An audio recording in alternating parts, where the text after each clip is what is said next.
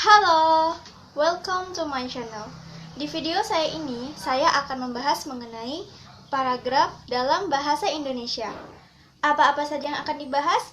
Yuk, simak videonya ya. Dalam pembahasan paragraf dalam bahasa Indonesia, saya akan menjelaskan mengenai pertama, pengertian paragraf.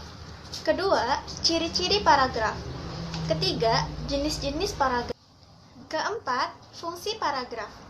Kelima, syarat pembentukan paragraf. Dan yang keenam, metode pengembangan paragraf. Pengertian paragraf. Paragraf merupakan suatu rangkaian kalimat yang memiliki gagasan utama. Adapun pengertian paragraf menurut para ahli, yang pertama, menurut Ramlan, paragraf adalah bagian dari suatu karangan yang terdiri atas sejumlah kalimat yang mengungkapkan satuan informasi dengan ide pokok sebagai pengendaliannya. Yang kedua, menurut Handayani DKK, paragraf adalah serangkaian kalimat yang saling bertalian untuk membuat suatu ide atau gagasan baru. Yang ketiga, menurut Wiyanto, paragraf merupakan sekelompok kalimat yang saling berhubungan dan bersama-sama menjelaskan satu unit pokok pikiran. Ciri-ciri paragraf. 1. Kalimat pertama dalam sebuah paragraf ditandai dengan adanya bagian yang menjorok ke dalam kanan dengan beberapa ketukan spasi. 2. Dalam paragraf pasti memiliki gagasan utama yang disampaikan oleh penulis atau pengarang. 3. Setiap paragraf pasti memiliki kalimat topik atau kalimat utama sebagai cara untuk menyampaikan gagasan utama si penulis di dalam karangannya. 4.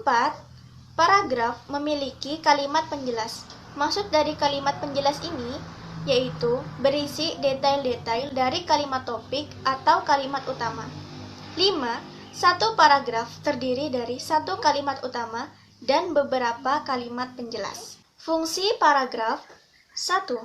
Paragraf dalam sebuah kalimat dapat menjadi penghantar ide-ide, isi kalimat, dan penutup pada tulisan yang dibuat oleh penulis. 2. Mencurahkan suatu perasaan dan pemikiran penulis dalam sebuah karya atau kalimat dalam bentuk tulisan yang dibuat secara logis dan dapat diterima oleh pembaca. 3. Paragraf dapat membantu pembaca untuk memahami segala sesuatu mengenai isi dan topik dalam sebuah tulisan. 4. Memudahkan penulis dalam menyusun ide-ide tulisan yang akan dibuatnya. 5. Dapat membantu penulis dalam mengembangkan gagasan-gagasan atau ide dari segala sesuatu yang berhubungan dengan topik yang akan ditulis menjadi sebuah karya tulis. Jenis-jenis paragraf. Untuk jenis-jenis paragraf terdiri dari deskripsi, eksposisi, persuasi, argumentasi, dan narasi. Adapun jenis paragraf berdasarkan letak kalimat utamanya terdiri dari deduktif, induktif, deduktif-induktif, dan tersebar. Induktif merupakan jenis paragraf yang kalimat utamanya berada di awal paragraf. Induktif merupakan jenis paragraf yang kalimat utamanya berada di akhir paragraf. Deduktif-induktif merupakan jenis paragraf yang kalimat utamanya berada di awal dan di akhir paragraf. Dan tersebar merupakan jenis paragraf yang kalimat utamanya berada pada keseluruhan paragraf. Syarat pembentukan paragraf. 1. Kesatuan, yakni suatu paragraf harus dibangun dengan satu pikiran yang jelas. Artinya, harus mengandung satu gagasan.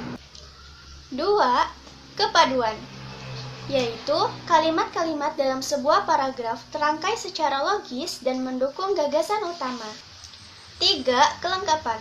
Kelengkapan sebuah paragraf dapat diwujudkan dengan terpenuhinya semua unsur pembentuk paragraf yaitu gagasan utama, kalimat utama atau kalimat pokok, dan kalimat penjelas.